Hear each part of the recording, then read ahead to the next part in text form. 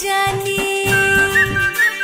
বকুলপুরের রানী ঝলক দিতে জানি এসধর হয়ে গো রূপনগরে রানী আমি নাচাই নাচাই নাচাই বকুলপুর নাচাই বকুলপুর আরে নাচাই বকুলপুর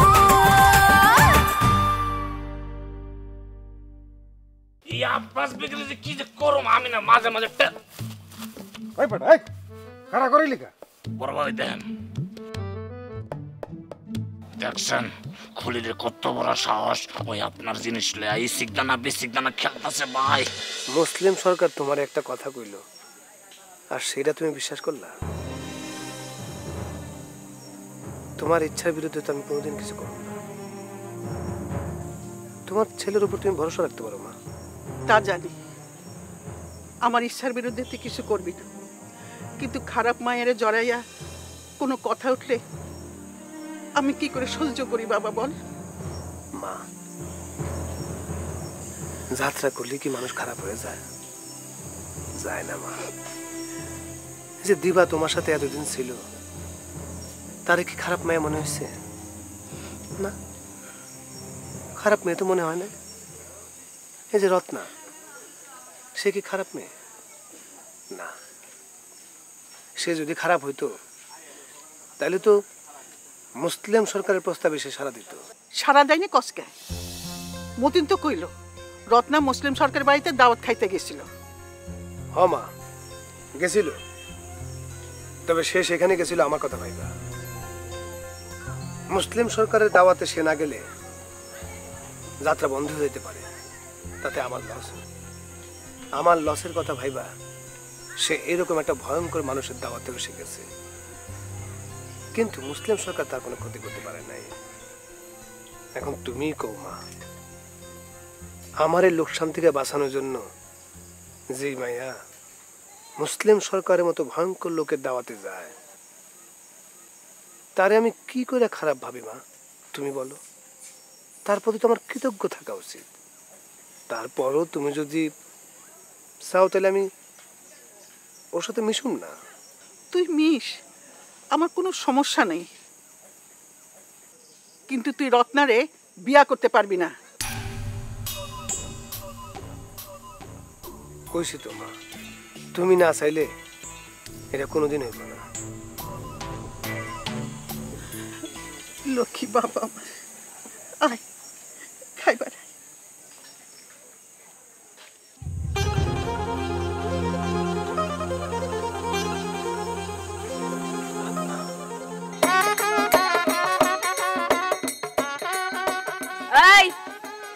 আমারে না জিগে কোনো ছবি তুলবি না খুব শখ না ছবি তোলার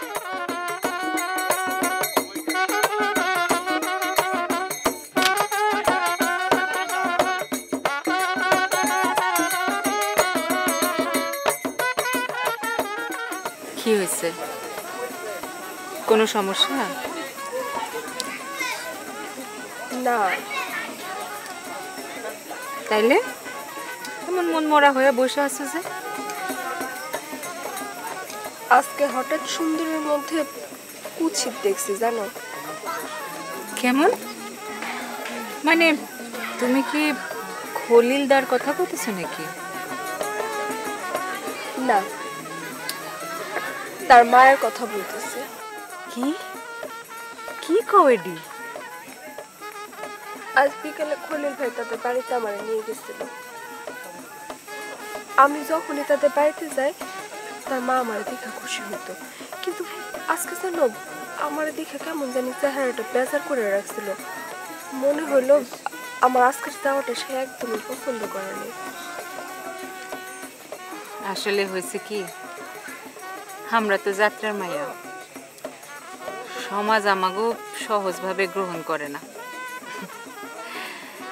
এর লেগে হয়তো হ্যাঁ আমাগো ঠিক মতো গ্রহণ করতে পারে না তোমার আসলে হ্যার বাড়িতে ঘন ঘন যাওয়াটা একদমই উচিত হয় না আমি তো আসলে সরল বিশ্বাসে গেছিলাম ভদ্রলোকেরা আমাগো সরল বিশ্বাস রে গরল বিশ্বাস মনে করে আসলে বুঝতে পারছো এখন তো তাই দেখতেছি। যাবগা, ওষুধ কথা আর মাথায় রাখো না তো, একটু পরে শুতে যাইতে হবে। কি রে রত্না, তুই এখনো রেডি হস নাই? আরে রেডি হ, দর্শকরা তো বৈশা আছে চুপচাপ, ঘন্টা বাজলে শুরু হয়ে যাবে। তুই রেডি হ, রেডি হ, রেডি হ। দাদা এত অস্থির হইতেছে কেন? যাত্রা তো এখনই শুরু হয়ে যাইতেছে না, এখনো তো হাতে সময় আছে না? আরে সময় থাকলে কি হবে, দর্শকদের তো নাচ দেখাতে হবে নাকি? দর্শক তো আমার ঠিক রাখা লাগবে। ঠিক আছে ঠিক আছে, যাইতেছে তোরে বাবা। আচ্ছা ঠিক আছে, তুই তোর মতো করে ঠিক কর। এক কাছে গাই শোন, দেরি করবি না কিন্তু। তুই বারানের পরে পরে কিন্তু রাজা ঢুকবে। মানে আমি প্রস্থান করবার রাজা ঢুকবে? রাজা ঢুকবে, হ্যাঁ। এরপরে হবে কনসার্ট। কনসার্ট কনসার্ট হওয়ার সাথে সাথে ওর নাচ, ওর নাচ চলে যাবে। শোনো একটা কথা কয়ে দিই, দর্শককে একটু খেলে খেলে দিবে, ঢেউ খেলে খেলে দিবে। আমি গেলাম ওদিকে। আমার মনে হচ্ছে তুমি স্টেজে নাচবা। না, একটু শখ করে মাঝে মাঝে, বুঝছিস?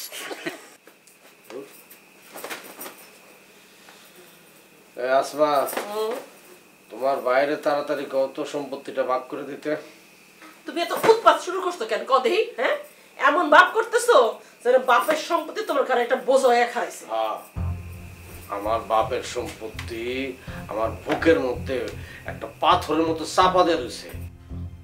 এতই যখন বোঝা মনে হইতেছে, তাহলে কাশেম মাতবরে ডাইকা সম্পত্তি ভাগ করে দাও। আমার ভাইয়ের জন্য অপেক্ষা করা লাগবে না। আবার এই রাগ করতেছো কে? কি করুম, তোমার তো তর্স হইতেছে না, তাই রাগ লাগতেছে। ভাইজান তো আর এমনি এমনি পরশুদিনের কথা কয় নাই, তার কাম আছে দেখাই কইছে।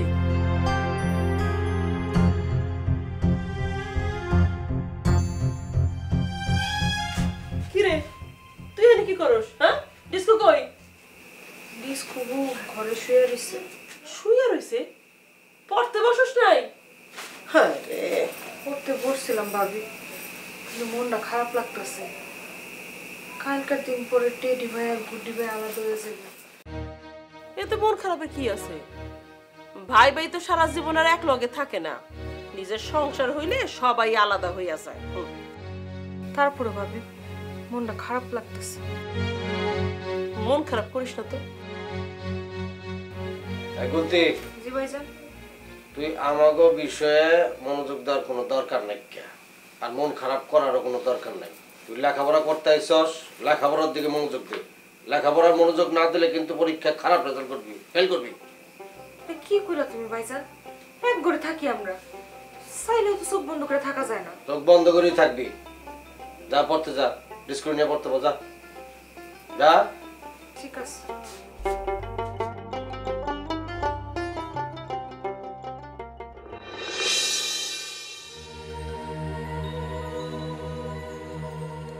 কে কে কে কথা কে কে কে কে? স্যার, কি হইছে? কি হইছে? হ্যাঁ, কে জানো আমাকে বললো যে তার মেয়েটাকে দেখে রাখতে। কে কইব? হ্যাঁ, ওই গলাটা একদম ঝুরু কাকার মতো। আপনি ভুল শুনছেন। না না না, আমি স্পষ্ট শুনতে পেয়েছি। না, কিছু শুনেন নাই। জরু কাকা খুন হয় আপনার রুহির প্রতি একটা মায়া জন্মাইছে, ওই জন্য আপনি এসব শুনছেন। না না না না, তা কেন বলছো? আমি তো এই বাড়িতে আমার মৃত ভাবির ডাকও শুনেছি। ওটা না আমি করছি। কি বলছো তুমি? হ্যাঁ, আপনি ভূতের ভয় পান দেখে আপনার আমি ভয় দেখাচ্ছি। বলো কি, তোমরা ভয় দেখিয়েছো আর আমিও ভূতের ভয় পেয়েছি? কি সাংঘাতিক না? আচ্ছা, আমাকে এক গ্লাস পানি খাওয়াতে পারবে? আপনাকে ভয় পাইবেন না তো? না না, এখন আর ভয় পাবো না।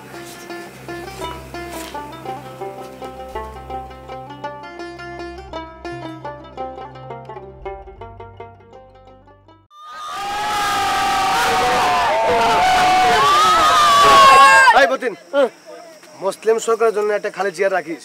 ওটা আমার মনে আছে ভাই। আইসা দেখা দেবো কোনো এক দর্শক বসে রয়েছে, তারা তুলে এসে বসে। ওটা তো প্রতিদিনই করে, আজকে আমি চেয়ার এনে রাখিছি। আজকে দর্শক মনে হয় একটু বেশি হবে। আজকের পালাটা হচ্ছে চমৎকার পালা। দাদা না কি কর না, আজকে না দর্শক নন্দিত যাত্রা পালা। আজকে পরিমাণে মাইকিং করেছি, সেটা আপনার থাকো। এই যে চেয়ারে বসো বসো বসো। না দর্শক ভালো কি আপনারা রেডি নাকি? আপনি এখানে গেন? হ্যাঁ বাবু, এখানে ওই আমি নিজেও বেদিনী আছি তো, ওই বেদিনীর প্রেম দেখবার এসেছি। ঠিক আছে, একটা টিকিটের ব্যবস্থা করে দে না বাবু, টাকার অভাবে চেয়ার টিকিট কাটতে পারি নাই। কি কইতে দেন? চেয়ারের টিকিট না গেলে আমি আপনাদের চেয়ারে কেমনে বসে নেব? তুই চাইলেই হবে বাবু। আরে কি কর না কর, আমি চাইলে কেমনে হবে? হবে হবে, তুই দে না একটা ব্যবস্থা করে বাবু। আচ্ছা আপনি একটু এখানে দাঁড়ান, আমি ভাইয়ের সাথে কথা বলে দেখতেছি। ঠিক আছে। আচ্ছা আসেন, আপনি আমার সাথে আসেন। চল বাবু। এদিকে আসুন। ভাই একটু সমস্যা হয়ে গেছে। কি সমস্যা? আরে যে টিকিট কাটতে পারেনি চেয়ারের। টাকার বড় অভাব আছে বাবু। আমার এখন কত চেয়ারে বসবো? একটু ব্যবস্থা করে দে না বাবু, তোর ভালো হবি। আচ্ছা একটা চেয়ার দিয়ে দে। আচ্ছা দিদি, আচ্ছা আসেন, আমি চেয়ার ব্যবস্থা করতেছি। আপনি কি একা আসছেন নাকি? হ্যাঁ বাবু, একা আসছি। এত রাতে একা আসছেন, সমস্যা হইব না? না বাবু, আমার লোক আমাকে দিয়ে গিয়েছে, যাওয়ার সময় নিয়ে যাবে। সে যা তো দেখে না। না বাবু। আচ্ছা আবার চেয়ার রেডি বসেন যান। বাবু তুই অনেক ভালো আছিস। মানুষের ভিতরে কিন্তু চলো না, চেয়ারটা নিয়ে আসো, চলো। আচ্ছা বাবু। চলেন, আপনি বসেন। কি সমস্যা বাজান না,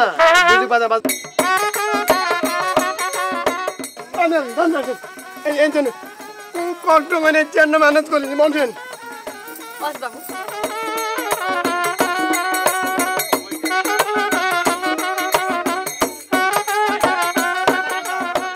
এ বাবু, আমি না এখানে লাচতে পারি, দেখবি?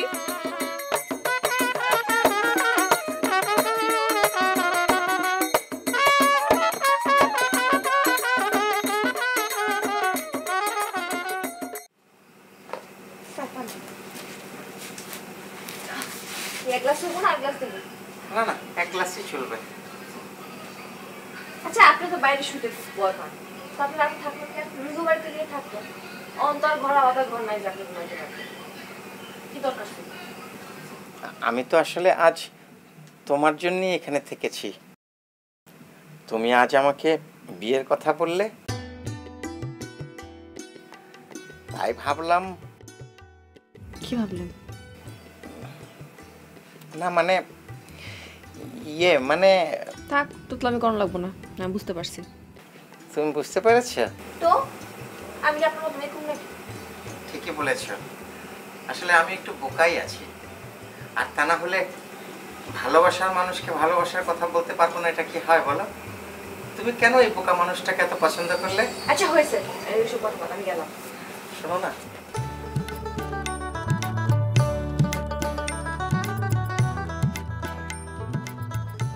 শোনো, তুমি এখন যেও না, আরেকটু গল্প করো আমার সাথে। কি গল্প করুম কন্ত? ও তাও তো একটা কথা, আমরা কি নিয়ে গল্প করব? থাকতা। আচ্ছা একটা কাজ করলে কেমন হয়? আমরা সারা রাত জেগে থাকি, আমরা তারা দেখি, চাঁদ দেখি।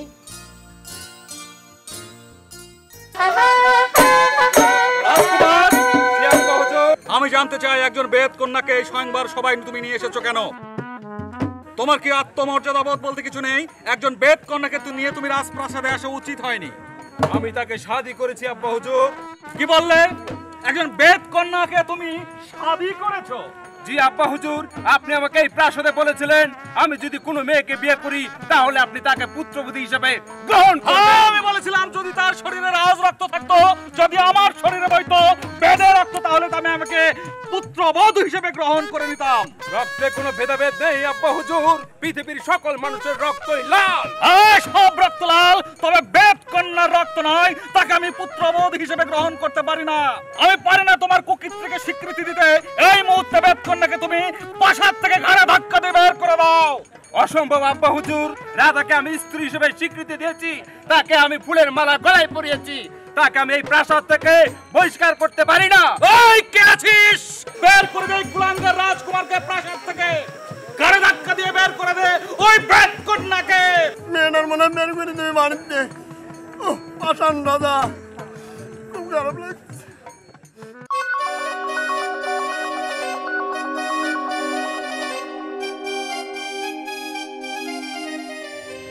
ফুয়ারা বলো। ঘুমাইতেছে না, বাইরে আইসা বসে আছি। আজব ব্যাপার, আমি তো বাইরে বই রয়েছি, আমার ঘুম আসতেছে না। কি হয়েছে আমগো কত? কি হয়েছে তুমি জানো না? জানি তো, সব সময় খালি তোমার কথা মনে পড়ে। রাইতে ঘুমাইতে গেলে ঘুম আহে না, বিছানায় শুইয়া খালি ছটফট করি। আমারও তো ঘুমায় না শোনা। খুকুমনি ব্যান্ডের যন্ত্রণায় আমি যে কি করুম বুঝতে পারতেছি না। সারাক্ষণ আমার পিছে খালি লেগে থাকে। তোমার লগে যে আমি একটু দেখা করুম সেটারও কোনো উপায় পেতেছি না। আমার তো তোমার খুব দেখতে ইচ্ছা করে, কাল একবার দেখা করো না। আচ্ছা ঠিক আছে। কখন দেখা করবা? খুকুমনি ব্যান্ডে ফাঁকি দিয়া তারপরে দেখা করুন লাগবো। কোন সময় থেকে ফাঁকিটা দিতে পারুম সেটা আমি এখনো কইতে পারতেছি না। তবে যখন আমি ফাঁকিটা দিতে পারুম তোমার মোবাইলে কল দিলে তুমি বেরিয়ে যাও। ও আচ্ছা, তাহলে এই ফাঁকিবাজি কি মনে করছিলাম নে? আরে ফাঁকি দিই, কাল ফরার লোকে দেখা করতে যাইবেন? হ্যাঁ হাইতেন ন, আমি ঠিকই অন্যের হিসে হিসে যাবো। ঠিক আছে। আচ্ছা ঠিক আছে, শোনা এখন তুমি ঘুমাও। আর একটু কথা কই তোমার লগে। ও মনি, অন আর কি কইবা? কাল তো তোমার লগে দেখা হইব। কেন, তোমার এখন কথা কইতে ইচ্ছা করতেছে না? তা না, রাইতে তো মেলা কথা হয়েছে, এর লিগে কইতেছি। তাইলে থাক, কাল দেখা হইলেই কমনে। আচ্ছা ঠিক আছে, রাখলাম। কি করবি আই? আমনে অন ঘুমন কিলে? হ্যাঁ আমার ঘুম আসতেছে না। কি হচ্ছে? কাউলে চিন্তা করতেছেন? স্যার আমাদের ঘুম ফারাই দেই। আর দূরও কি কোন এসব? আপনি এত রাত করে আপনি আমার ঘরে ঢুকবেন নাকি? প্রবলেম কি? একদিন না একদিন তো আমাদের ঘরে যামই। বিয়ের শাদী আল্লাহর ইচ্ছা হয়, বুঝছেন? আপনার ইচ্ছা তো হইব না। যেই কামে বাইরে হইছেন এই কাম করতে যান। যান তোর হরে যেতে হানমু, অন আমনের লাগে বই একখানে গল্প করি। তোর মেজাজ খারাপ করে না তো বেন, যান তো ঘরে যান। বাবা এরকম সাইড দেখুন কিনলে একখানে। হালার ফাউল রাইত করে আমার ঘরে ঢুকতে চায়। উফ,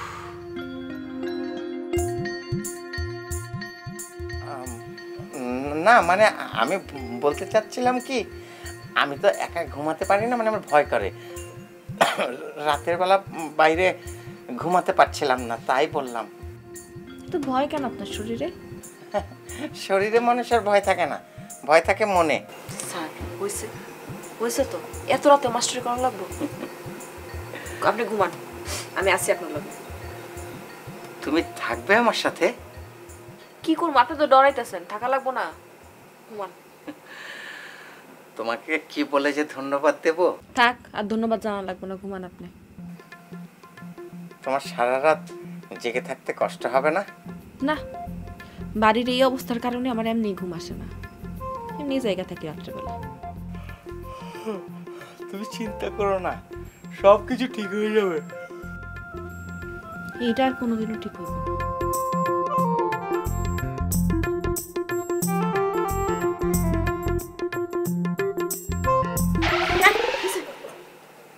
সরি, আমি খুবই সরি।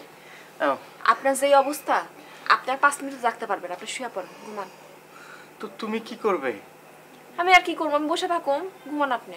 তা কি হয়, আমি ঘুমাবো আর তুমি জেগে থাকবে? তো কি করবো, আপনি তো ঘুমে ঝুলতেছেন, আবার আপনি একলা ঘুমাইতে ভয় পাইতেছেন, তো বসে না থাকা ছাড়া তো উপায় নাই, ঘুমান। ও তাহলে আমি ঘুমাবো? হ্যাঁ এটাই তো কইতাছি, ঘুমান।